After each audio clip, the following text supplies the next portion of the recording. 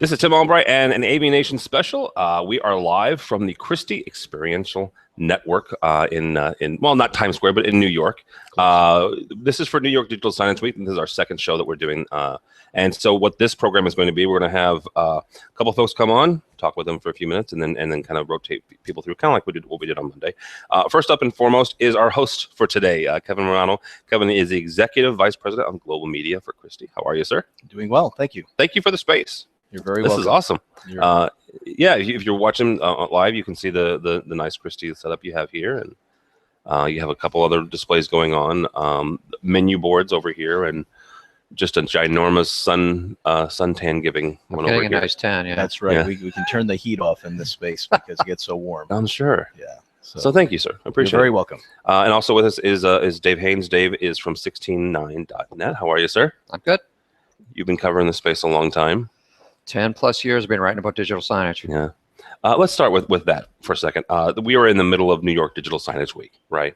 I was with Adrian Cottrell from Daily Do this morning, and he made the comment that this is the 5th year for this kind of week, right? Where Christie has some events going on. DSF, Digital Signage Federation, has events going on. Different folks have things going on. Why is this important, or is it important this week, in having everybody kind of together in the same space in the same week? The industry's maturing. It's been around a good 20 years. And I would say for a long time, everything kind of got focused around a trade show, and the industry would get together once a year for a trade show. But the industry is a lot bigger than that now, and a trade show, I don't think, really pulls in everybody it needs to pull in, particularly when you have digital out-of-home and traditional digital signage for like corporate communications and education and so on. They're completely different animals. I do think the industry needs to get together, and this is a good, very efficient way to do it, even though it's like everybody loves New York. It's very expensive here, but a little bit, yes. On the other hand, you've got a whole bunch of companies in the Northeast, and anybody can get to New York really, really quickly. So I think it works on a bunch of levels. Thank you, by the way, for pointing out the fact that digital out-of-home is different than corporate signage. Somewhat. Why is that? Why would you make that distinction? Well, I mean, one is a media business. It's based around advertising media, and I've been around this industry for a very long time. I got my start in digital signage I was VP of Ops for a digital out-of-home media network in elevators in 1999. And so many people, so many companies and startups come into this business assuming that advertising is easy. We'll just put up screens, we'll sell advertising. Bob's your uncle, we'll make a fortune. Print money every day. Yeah, and there's a lot of roadkill out there. A lot of companies have tried it and failed miserably, and they keep on coming into this space. Versus whether you want to call it traditional digital signage or something else, which is all about objectives and communicating to an audience, whatever that audience may be, and it's a very different audience in the back area of a food processing plant versus the audience in the back of a sales floor in a company, or on a retail sales floor or shop windows. They're just all very, very different, but they're not advertising driven. They're not based on sold media, which is what he does. Well, yeah, exactly. But they're all, Kevin, they're all trying to tell a story, right? We were at the DSF, the Digital Signage Federation, their Coffee and Controversy yesterday, which is there's the second year for them doing that. It's a breakfast. It's a time for folks to get together. Sure. And a number of the folks that were there that was on the panel said, we're in the business of telling stories. Right. But to Dave's point, some of those stories are different, right? So for Christie, from a display manufacturer, you guys have a couple of different options or offerings to help people do that. You recently purchased Allure, which is a software company.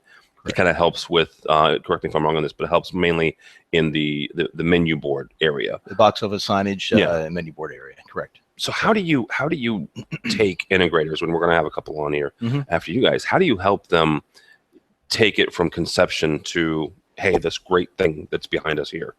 Sure. At the end of the day, you look at your audience. Are you in the back of a meat processing plant, or are you in the lobby of a movie theater? And what are the expectations that the customer journey or consumer journey expects to take? When you're in a content-rich environment with movie theaters, you certainly want to use that content in the best way possible so that the audience sees a value. There's a reason to go up to the screen. There's a reason why you'll interact with the digital displays. You get some sort of a benefit, whether it's information-based or it's exclusive content that comes back from the studios or from the exhibitors, or the landlord, whoever the landlord is. Yeah. And the same would go for someone who's in the back of a meat processing plant.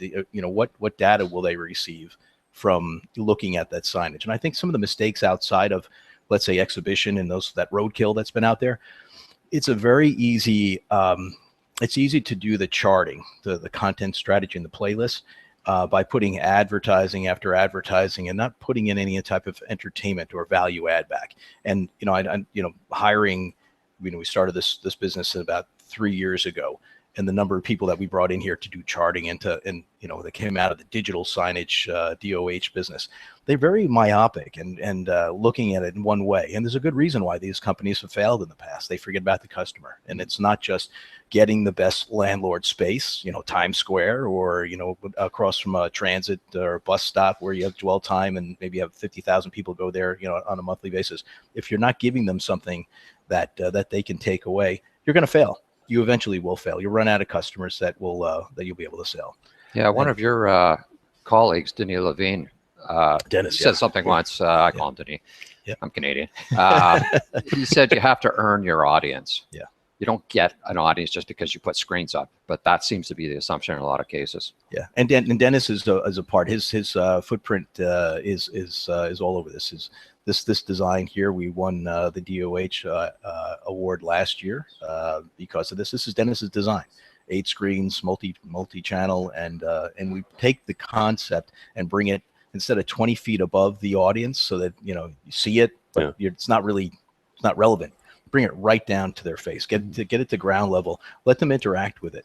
Our early tests that we showed up at Imagine Theaters in Detroit. Once we brought it down to the customer level, they were taking selfies, but which there was no call to action. We weren't telling them to do that. They were getting families taking pictures in front of it. So we knew we were onto something. Well, and just if you're not watching the video, if you're listening to the audio portion of this is 8 screens at a 45-degree angle. Correct. Right. So it's non-traditional in a whole bunch of different ways. Yes. But we're making it traditional. So you're making that traditional. We're making that traditional. Okay. So so it's digestible by Madison Avenue. We'll put these up depending on what side we'll scale it up. But Madison Avenue will be able to drive content there without having to render 10 different versions. What's the biggest one you've done like this in this setup? 65-inch panel. Holy cow! Yeah. So we're going to go larger. So there's 65-inch panel, but still 8 panels. Yes. Okay. Yeah. Okay. Yep. 65. Yep. You both have talked about customers, and I want to pick your brain on this a little bit because it's a question I've asked several different people in this industry this week. Who's the customer? For us, for you, for us, well, it's the landlord is the customer, and landlord by that you mean the person who owns the space, the meatpacking plant, as well as the exhibitor, the theater owners, the advertisers, obviously, and the consumer. So you have 3. We do. We have 3 that we work with. And I think in any case you have that too. Even the meatpacking place, the customer also is obviously the audience. It's their employees or their vendors that come through and cycle through. Are you telling the right story at the right time? And the other piece to this is, and this is one of the takeaways from the conference from today, the investors conference, the use of data and the collection of data. We can collect a lot of data, and we're going to be doing that here with our beacon technology, just one way, geofencing, social media. You can hand that back to your customer. So the landlord, say the content provider, the studios, the advertisers. And what do they do with it? And I think everybody wants to get their hands on the data, but it's what the insights deliver. What message are you giving to them that's of value to each? And each of them have specific value propositions that they're looking for. And if you're good at that, you will be successful in this space. And you can't forget that. So collect it, but curate it. Curate it to the right people. Correct. Dave, same question. Who is the customer, or is a better question? Who is the audience? Well, the audience is going to depend entirely on the venue and the context of what's going on. So it's always going to be a little bit different. But ultimately, whatever you do, whatever the thing I always say when I'm doing consulting is the first question has to be why. Why are you doing this? What is this all about? Who's the audience? What are the objectives of this thing? If you don't have that, it just becomes a thing on a wall. And so many projects are done based on wow factor. And if you poke away at the client and say, okay, what do you mean by wow factor? A lot of times they don't really know. They really don't. And you have to really get them understanding that wow factor has a really, really short shelf life. You've got to have something on there that's continues to give something to the audience, deliver something, makes something in their day faster, better, easier, or kind of elevates the experience in a space. All right. As we wrap up with you guys here, real quickly, Kevin, what have you seen this week, or what are you looking forward to seeing at this New York Digital Signage Week? Again, the idea of collecting data, the different ways that you can interact with the customer, and using the touch point of the digital displays to interact with that consumer, follow those customer journeys. I'd like to see what companies, how they're approaching that today, as well as just new venues and new ideas, just like we came up with last year and with the herringbone design. You know, we want to. This has a name even. It's the herringbone. The herringbone yes, design. We call it. Again, this is the Arsenal team and led by Dennis up in Montreal. This is the hero wall. So, but it's a herringbone design. So very good. All right, Dave, you have the last one. What are you looking forward to this week? Well, I'm going to the NEC showcase. I've been there already. Going back after this, I'll go to the LG showcase tomorrow. I'm going to go. Take a tour of another Montreal company, Float 4, has an LED lab. They're doing interesting work. They just did the city walk over in Dubai, and it's something that meshes together a number of different technologies to kind of create a overall immersive experience in a very big retail space. So kind of like him, I'm very interested in how data is being applied. Kevin's interested more on the analytical side of it. I'm interested on the side of content and how data is increasingly shaping content, triggering content, and through visualization, it is the content. And I was talking to somebody just a couple of days ago, and we were saying how, we're finally starting to hear people who get it. And this guy, James Fine, yet another person from Montreal, was saying, I've been talking data visualization for 16 years. Nobody listens to me, but now it's finally happening. 16 years ago, it was much different. It was much more difficult. Well, data visualization 16 years ago was pretty much a fizz display in an airport showing, JetBlue 910 delayed. It's got way beyond that. Yeah, absolutely. All right, well, guys, thank you so much. Dave Haynes, 169.net. How do people find you? That's the best way to find me, 16-9.net. That's a blog within the next week, it'll have 5,000 posts on it from the last almost 11 years. And last 6 months or so, I've done a podcast as well, which is half-hour interviews with people, and that's gone really, really well. So just Google Digital Signage blog, and you'll find me pretty quickly. All right, very good. And Mr. Romano, thank you, sir. Appreciate it. You're very welcome. Thank you for the space again. You're very welcome. How do people find you or Christie?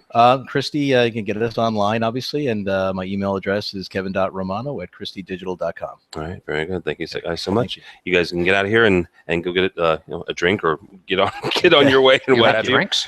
Well, you have a water, so I don't know if anything's stronger than the well, there's ginger ale. We have ginger ale. There is something stronger than water. So, all right. Coming up next is actually two really good friends of mine that I've known a long time. First up and foremost, his name is John Green. His Twitter handle is Dre Green 6, and if you don't know that by now, you've been living under a Twitter rock. And also the hardest working director that I know in the AV industry. When it comes to Caribbean locations and golf courses. Mr. Frank Pisano from Chief. How are you, sir? Thank you. I'm as surprised as you to find Frank in Manhattan without a golf course. Wow. The treatment I get from these gentlemen. I'm going to take it on Twitter. You'll take it on golf. Well, he does have a point there. All right, let's get into this, guys. And I'm going to start with you because I'm going to ask both of you the same question, but John, I'm going to start with you. Why are you here this week?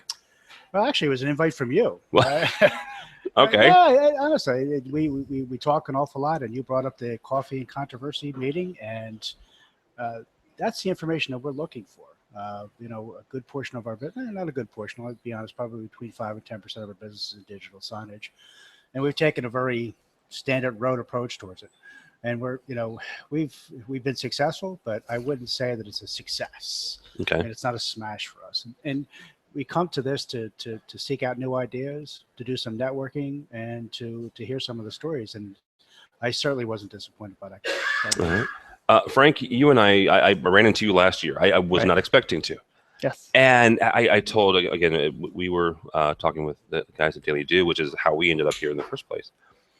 That coffee and controversy last year was the eye opener for me, because I saw so many what I consider traditional AV folks. People I know I'm going to see at ISC. I know I'm going to see at Infocom. Some of them I'm going to see at CEDIA. Was not expecting in the middle of a digital signage show to see Frank Pisano. Why are you guys here? Well, digital signage has continued to grow over the years for us, and it's become a huge focus because just like what you're seeing behind us, it's everything we've talked about for so many years has been about security and speed of installation in our AV world. That's what we talk about, making his job easier so he can get out faster and make more money. But aesthetics has become key, and telling that digital experience story, as you guys were just talking about, whether it being mosaic or large video walls, has been one of the fastest growing product segments we have is multi-display. Just like the people from Allure that you were talking to about menu boards, whether it be in stadiums, movie theaters, or down the road in New York City where you see a ton of different display. And it's telling that story and being different. And somebody won't look at a display if it's just because it's so normal now. If it's in a regular orientation, they might not look at it. But if there's an 8x12 video wall or a display on an angle in a video wall setting, it tells a story and captures somebody's interest. Yeah. So that's something that we can provide with our standard product. I have a group right now, our technology solutions group team, that's really talking about vendor relations and how do we make all of these folks, whether it's Christie or the other display manufacturers that are here, how do we help them? How do we figure out what their pipeline looks like, what their roadmap looks like, so we know that we can be on the cusp of technology. If they're coming out with something, we're working with them. So I was telling John earlier, a lot of this is what we're doing here is the vendor relations with just figuring out, whether we'll sign NDAs with these organizations and finding out what they see next. Well, and you mentioned the different vendors and the different partnerships you guys have, right? Walk me through that for a second, because one of the things, and I want to get into what they talked about yesterday at the Coffee and Controversy, is how digital signage people market themselves. Is it partnering with another manufacturer and kind of going at it, in a partnership together, or is it you guys are kind of on your own and maybe every once in a while you can work together? So what we do is our core competencies is bending metal into mounts. We don't want to be something that we're not. Yeah. So we're going to work with the people that do their jobs well, whether it's integrating Surgex products into some of our backwall boxes, so now our integrators have power along with it. We're not making the power. That's not what we do. That's not our specialty. So we're working with partnerships and trying to figure out there, whether it's BrightSign or other media players, CMS providers. That's not our gig, but we want to know what they're doing, what they're seeing out there. And we want them, in many cases, we'd love for them to recommend our product because they've seen it. They know it works. It works in their applications. It works throughout New York City, throughout the world.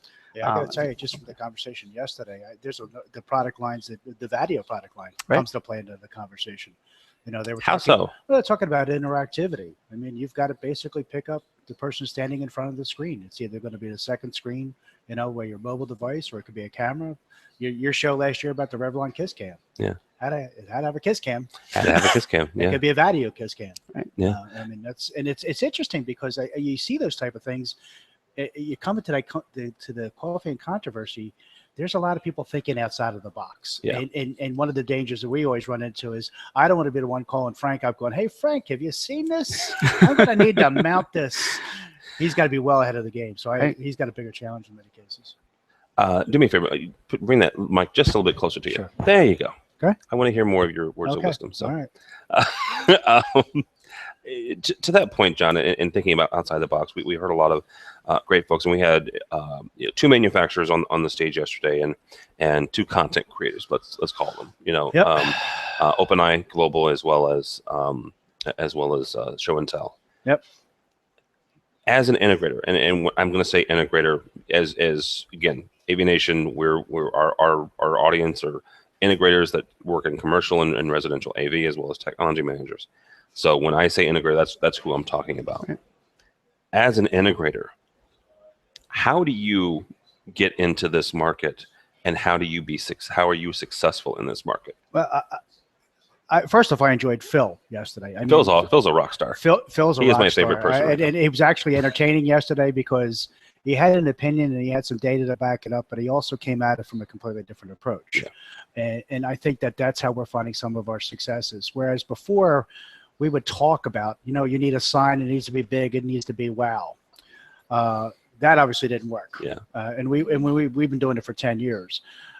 We're seeing the customers come to us and say, we have a message to put out there, or we have, we want our employees to feel good, and it has to come in different sizes and shapes because it's coming from a marketing department. It's not coming from a facilities person. So listening to the speakers yesterday, they talked about that. They stayed away from hardware. And I think that's really critical these days. I think that we, not only just in digital signage for us, but in other things. What's the business problem you're trying to solve? What issue are they trying to present?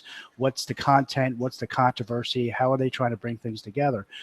Times Square brings everybody together, type of a situation. But, we do a lobby wall for a client because they want their employees to feel good about the company. So there's a messaging there.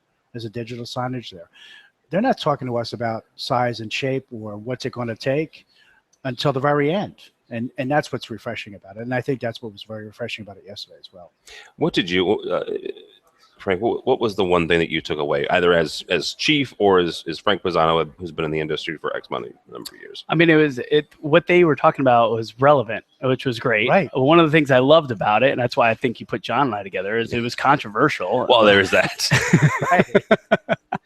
You two are nothing if not controversial. But they did not. I loved how they didn't actually agree on everything. I think it was Brian that had mentioned, well, I'm interested in seeing what this next generation of executives does, because they're younger and they think like me. Right. And I thought that was pretty interesting. And he was the youngest one on the panel too. He was. That was the thing. And again, I think a big, huge part of what I love about this week is doesn't just end at that 3-hour session or an hour and 45-minute. We've had it. We'll be at all the same events together the whole week. So I've had a chance to chat with Brian for quite some time last night, and it's just the way their brains work is he's a brilliant mind. Yes. Very smart how he goes about things. And what John was just saying is right. I mean, I'd love to talk to you the size range that my mounts work, but it's the telling the story and being relevant to your customer. You could sit down and have breakfast, and the first person you sit down and have breakfast with is, what do? I sell trash cans. What does that have to do with digital signage? So explain that. Because you and I sat at the same table. Yeah, we sat at the same table, and it's like, first off, you got to sit there and go, I love America. Because here's a gentleman, and this is his business. Trash receptacles. I mean, legitimately, that's what they're based on. Compacting trash receptacles. You tell the whole story. Compacting trash recycles. In the university campuses or different locations, well, they basically put a digital module on top of it. 3 of them. Three screens. And it's all geared towards, again, let's say if you're going to be at a football stadium and you've got these and there's messaging going on or whatever, go buy a hat for your Bama guys or whatever it might be. It's amazing. And we're talking to the business development person, I believe, and the owner engineer, and it's just a good story. And then you sit there, and we went over to the NEC showcase after that, and they had the display, like, oh, that's great, and it's very interesting. But people were standing around and thinking about how they could sell it and apply this to a business problem, and they were thinking of advertisers for it. It's a lot of fun, and it really was. And NEC put a nice showcase together too. Yeah, they did. Absolutely. Real quick before I let you guys go, I know John used this, so I'll start with him. And if you didn't, you can just ignore me. But we talked about Phil Langer already from Show and Tell. Show and Tell put together a very good, I think, app for this week, and it goes beyond this week, but they released it for this week. It is a New York digital signage repository. With one of the coolest things was the augmented reality section. Talk about some of your I got to experience tell you, yesterday. it's, first off, when Pokemon Go came, I practically lost my head because I had to go out and catch a couple of Pokemon and just augmented reality. And I think that's part of it as well. I think that their app, you walk into Times Square and you basically point it at a screen and data comes down. It tells you the size of the screen, what it consists of, that type of thing. And what's best is that it tied in social back to it, is that you could then tie it and push it out to LinkedIn. So if you're trying to sell a service, you can go to anything like that, grab the app, take a picture, send it out to your clients. It was very well thought out. I think that augmented reality is going to have a major impact on how we look at digital signage, or the digital conversation. So, Yeah, absolutely. And they even admit it. It's version 1.0, but it worked fine. Worked fine. I mean, it really did. I think that it's a great database, as you had mentioned too. It's nice to have that just as for reference. And the one thing that Phil mentioned, it's an agnostic database, Yes. which you guys know me. I'm a Right. big fan of agnosticism. Yep. And I think that's important. Absolutely, Of course, I really do. Because it's not just ones that Show and Tell has done. Right. Show and Tell, if you're not familiar with them, if you've ever been to the New York Times Square, the big M&M sign, that's Show and Tell. Yep. The H&M clothing store in Times Square, that's Show and Tell. But they have more than just their own. Right. And I think that that device, the screen, I think that there'll be plenty of agencies to put up stories that make that entire episode completely different and refreshing. And that's what's the other exciting thing about it. So you might know the physical structure, you might know what it consists of, what it takes, but I'm sure that there's going to be agencies painting those canvases. Yep. Extremely exciting. Absolutely. Frank, what are you looking forward to for the rest of this week? I mean, obviously this is kind of day 2-ish, 3-ish for us.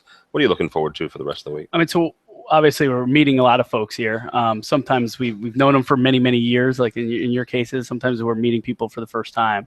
I think the takeaway is where our next steps go after this week. And this is a huge week for digital signage. We bring probably a little over a dozen people with 3 brands. We'll bring our product team to figure out some trends and talk to some of the who's who of the display manufacturers and other software providers and some other folks here. So we'll try to continue those conversations as things go. Many of these companies that we're meeting with, we're under NDA, so we can share their information. And wait a minute, not if you're under NDA, you can't. Well, no, with each other. Just want to make sure that you understand. Hey, by the way, don't ever let a salesperson get involved in those either. That's a really bad idea. Sign that. What does it mean? So yeah. Our legal department is cringing right now. I signed what? No, prove it. So, but to share our conversations with each other, so it continues after this week, and then we obviously have some marketing folks here, which is great, having great conversations of how do we start advertising our wares to figure out how to what's relevant to our customer base. Yeah, absolutely. I got to tell you, the other thing that's refreshing is because DSF puts a lot of this together, and we've had some conversations, and speaking to their crew, it's like we tend to go every other year. I think that digital signage and something like this will probably make it a continuous thing year after year. We won't be skipping years, and I think. You mean the Digital Signage Expo? That's in the March. Expo, the one that's in March, and again, I think they put a nice thing together here. It's probably worth exploring membership again for sure. Yeah, they did a nice job. That's become so big for us. We're doing a lot of product launches at Digital Signage Expo. So in many cases, you would think of Chief as waiting for launches until InfoComm, which is where our bread and butter has been for a number of years. But there's a lot of signage-based products that we're coming out with, especially with the multi-display that we'll try to. I got to tell you, the way they laid it out, having the events in different parts of the city and having different people involved, it's a great experience, because we all get tired of going to trade shows and standing in a booth or walking. Get out of the space. Again, I'm walking the streets with Frank now. I can't do anything. I'm going to dump him after. Yeah, absolutely. But you make a good point, John, is the fact that I grew up in the Midwest. I made no bones about that. And it was a couple of years ago, before I finally made it to New York. And the last 2 years, I have seen more of the city than I probably ever would have, because we're here on where we down the street from the Garment District. Garment District. Thank you. Monday night was Barco, and it was all the way down in the financial district, right? Monday we were at Daktronics in right outside Times Square. This evening we'll be someplace else, and tomorrow we'll be someplace else. Soho, I think, tomorrow. So, well, and the app we were talking about will take you to different parts. Take you to different places. So it's a great experience, and it's kind of neat that all different folks are doing all different events. I think I said this to somebody. I like the federated part of this week. Yeah, I do too. Yeah. All right, guys, I'll let you go. Mr. John Green, thank you, sir. Thank you. How do people find you and or Advanced? Always at Advanced AV. That's our website. And I'm personally jgreen6 on Twitter. And we're also... Spell out 6. Yeah, spell out the 6. J Green with an E at the end, SIX. That's my Twitter handle. Good. And Advanced is also at advanced_AV. Very good. Mr. Pisano, thank you, sir. Absolutely. So milestone.com, that'll get you access to all of our brands, the Chief Daylight and Vadio brands. And at Pisano Frank would be where you find me on Twitter. All right, very good. All right, thank you guys so much. Great. I'll let you guys go, and we will move into the last part of this very show. We have a technology manager and also a marketing folks. First and foremost, because she's nicer than you are, Marina Gregory, also from Advanced AV, and my buddy and pal and host of our EdTech show, Mr. Bill O'Donnell from William Patterson University now. Yes. Good old Willie P. Or Bill on the Hill, as it once was called. Bill on the Hill. Bill on the Hill. William. Okay, I could see that. Yeah. All right. So let's talk about this for a second. And Marina, I want to continue kind of the conversation about story and selling and this.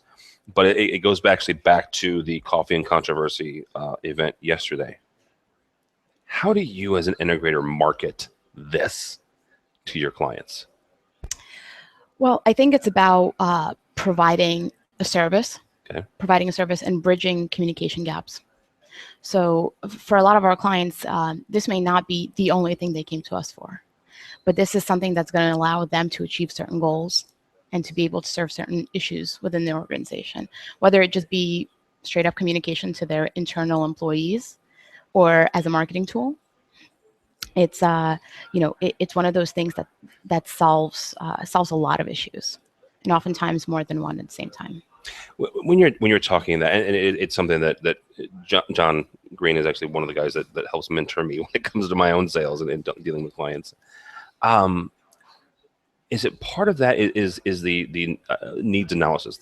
Some people call it the CNA, the customer needs analysis. Mm-hmm. When you're doing that, at what point do you bring this up? I mean, is it just if you hear something or, hey, they might be going down the road, or is it something where you might bring this up somewhere in the beginning just to let them know, hey, we do X, we do Y, and we also do this?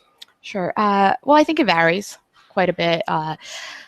Sometimes it's a matter of talking about all the relevant things that are going on in our industry, and digital signage is certainly one of those things. And so when we talk about the up and coming or the new technology, sometimes it's digital signage just comes up, and it comes up as part of the conversation.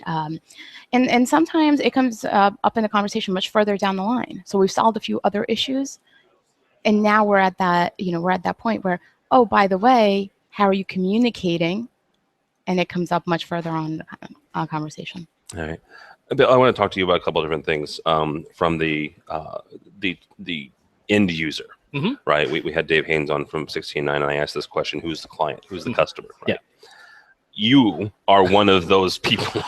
As I say, that is true. In the grand sense of it, I'm the customer who then deals it out to our own end users. Yeah. So it's almost the customer has his own customers, which is which is not uncommon for AV. Just for the record, where whether you're IT manager or tech manager, you have clients and you are a client. Yes, and so in our case, what we end up having is we actually have two sets of digital signage. One is for, say, our student government association, which is, them getting out their own information, get out the vote, that kind of thing, or whatever events are going on. And then we have a separate one that actually our hospitality folk run, and that is more of the, this is what's going on in the university commons. This is what's going to be going on. The campus tours are this times. And then there are designated segments of, if you're lost, here's where you are here. You are here. But it's a separate segment with those. And on top of that, it's also, because of that, it's also separate networks. Okay. And it's partially a security thing. It's partially just, not that I don't trust our students, it's just that I don't trust anybody. So that's valid. Yeah. So we have those. On top of that, we also end up having to factor in, how long is the average attention span for the students versus how long is the average attention span of what we put through the hospitality folks. The students, they figure it's about 30 seconds to a minute or so for the signage for whatever they're putting up, which I haven't studied the analytics as deep as I should. However, I have noticed if you put up a sign for more than a minute due to the high amount of traffic, that's a lifetime. Yeah. That's as I say, unless you have some sort of moving content, and most of the time our students usually have mastered how Photoshop and how PowerPoint works. Flash, well, I should take that back. It's no longer Flash these days. It's really more of Adobe Premiere. Well, and HTML5. Yeah, HTML5, Adobe Premiere, those kinds of things. And because of that, we also try to keep our signage players rather robust. So on campus, we use a mix of, we have BrightSign for the student players because they are a little bit easier on the price points, and we can deploy them out a little bit easier. And then for our graduate art department, we actually have a player, one of the higher end players from Spinitex. Reason being is that they can throw anything in the kitchen sink at the thing and it'll still play. And the grad students can really kind of layer stuff and put their own things in there. I should also make mention this is the same art department that got a giant 6-axis robotic arm. And they actually did a time-lapse video in which it said "Hello World" with a LED light and everything. Hence why we went with the higher grade player for that, because it's like at some point these guys are going to go and say, all right, we really want to make some very eye-catching stuff as folks come in, because it's the displays are right in the front gallery. So of course you need something that just pops and it just gets them. And like I said, you plan for bigger and better, rather than just, and I'm not knocking BrightSign so much as, when you have folks who are going to say, I want to use all this real estate, and they've been given, in the art department's case, they've been given a 65-inch display, yeah, they're going to use every inch of it. Really quickly, just so I can explain this, if you're not a programmer and don't know what the Hello World is about, 99% of program languages in the world, the very first program you write makes it say "Hello World," so that's why that's really geeky and really cool. Yeah, at some point I'll show you the video. It's super geeky on our end. That's very unique. All right, so walk me through. I mean, we talked about the fact that you're the client, but you also have clients. Mm-hmm. Once the system is up and running, mm-hmm. right? Marina has come in and she's done a wonderful job, and John's company has come in and done everything. They've put up. They leave. Yes, so they've put up the displays with the nice chief mounts that. Pull out and are way over engineered, and I love them for it. But anyway. But once they leave, yes, the best way to ask this is, how can they help you get the best use out of that?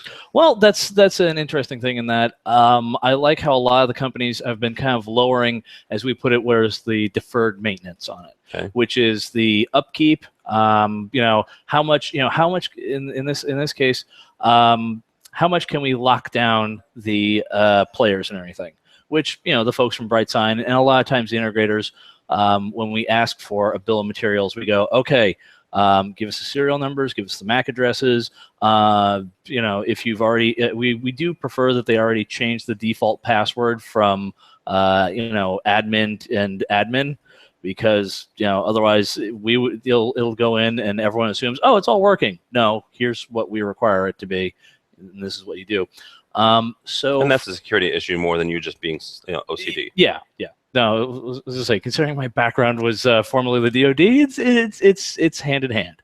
But like I said, on the backside, it's how they build the relationship with us. And on top of that, a lot of times we usually ask that the integrators usually have like an advanced replacement, or we just end up having a good rapport with the folks. I know at least a couple of times we've had like a signage player that was just dead out of the box. Now, had we gone through a big box sale or tried to buy directly from the manufacturer, they say, well, we'll send this out to you.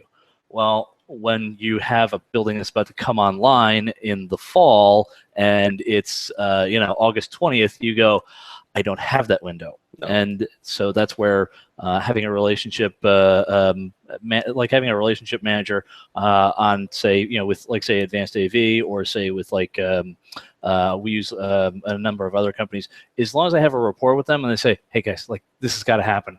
We really need this. Just and 9 times out of 10, it's usually, yeah, we'll take care of it. We got you, no problem. And like I said, but that's a nice, that's one of the more important things. That's how you maintain a good relationship with your client and everything. It's, as I say, it's like I said, it's the importance of working out, trying to minimize the deferred maintenance. Absolutely. All right, let's kind of wrap this up with you guys. Marina, you what are you looking for? I guess the best way to ask this: what are you looking for this week at New York Digital Signage Week? Well, I think just like anyone else, there is the wow factor. So I love to see all the new technology that's available, but really try to find a way of how that we can translate that to our clients and our customers, and how we can go ahead and use some of that cool new technology to solve issues for them, whether it be the actual, displays that are available and the new technology with the different brackets, so on, or the content piece. Which I think is so important. And while that's usually driven by the end user, so the customer is usually the one that has, the content ready to go. They know what they want to say, but it's our goal to help them say it, so. Do they really though? And the reason I ask that Sure. is one of the things that I've heard both last year and this year is they have a message, they have a story to tell, they have no idea how to say it. And you know what, I do agree with you. You put that in a better way. So they know what they want to say. They know what their message is. Yes, what their message is. They don't know exactly how to convey it. Yeah. So that's our job, to help them with that. Obviously, we're an integrator. We're not a marketing agency. We're not an advertising agency by trade. So that's not what we do. But we will partner up with people. We will put them with the right people, with the right resources to help them convey that message. But really, the opportunity for us also is the service end, and to be serviceable once it's already up and running. And like you had mentioned, you want to have that relationship so that if something goes wrong, or maybe you don't have an internal staff that can manage it for you, and you need that service, we can do that as well. Yes, a very pointed question, and the reason I'm asking this is because I've had this conversation a couple of times with 2 or 3 different integrators in the last week or so. You said you guys aren't an advertising agency. Should you be? Maybe not in traditional, but should the integrators and the folks who are putting this stuff in at least offer content, right, or help with content? Well, I think that we probably all offer content help, at least to a degree. But just like with anything, there's such a huge range, right? So there's a difference between some basic programming and some very basic, here's some text on a screen. Yes. Which we probably have a few folks that can help you with that, to some very robust content. Yeah, Tim, I would say not everyone knows how to do an SSL feed across the bottom. It is a bit of a specialized thing. However, if an integrator wants to be, as they would put it, like a solutions provider, it probably wouldn't hurt to say, here, if you want, we can sub someone out to you to do signage. That is exactly it, right? And this is actually my conversation. Is, a year ago, before I came full time at AVNation, I ran a programming house. We were a subcontractor. We were a subcontractor for people who either didn't have the manpower or were overwhelmed and had to, bring on somebody to do programming. Sure. Should integrators, and this is both you or nobody can answer this, should integrators start thinking of content as another tool, as another display, as a mount? Oh, sure. If that they get from somebody else. All right. Right. Yep. They pass it through, but it is they come to the client as one entity, and you got this from me. Yes, and I'm just going to go to a macro level for a second, and then bring it back down. You did notice that AT&T just recently bought? Not yet. They're trying. They're to. in the They're trying. All right, to. they're in the process of acquiring $58 billion.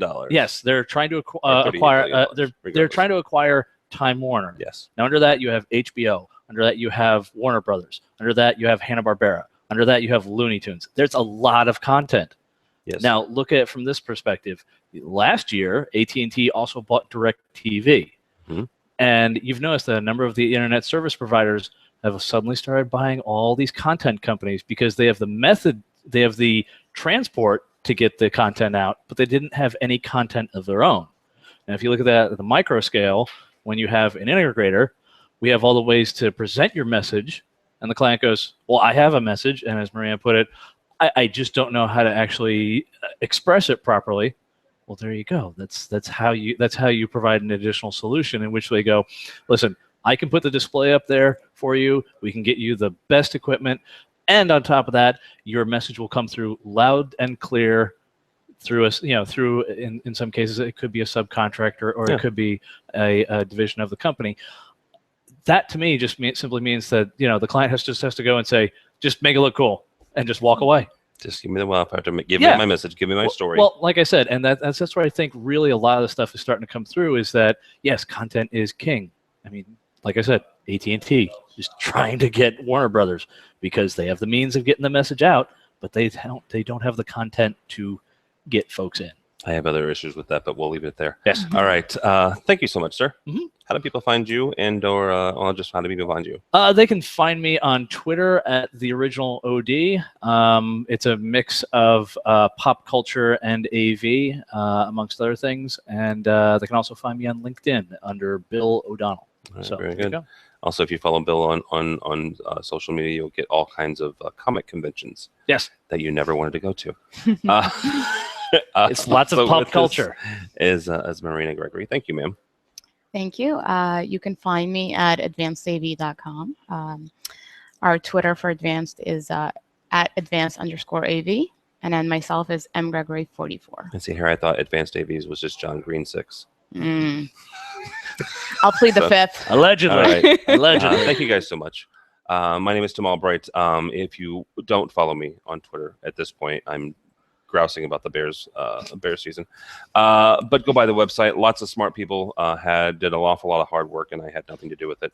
But the website's pretty cool. So check it out, AVNation.tv. AVNation.tv. You will find this program. You will find our weekly wrap-up of different sorts of news and information. We have one that looks at the commercial AV. We have one that looks at residential. Each happen on a weekly basis. We also have monthly ones that drill down into different verticals. Bill here hosts our education one. We have one on marketing. We have one on programming, live staging and events, all sorts of things. But all that stuff is at avnation.tv. avnation.tv. Thanks so much for listening. Thank you so much for watching. This has been an AVNation special. Cool.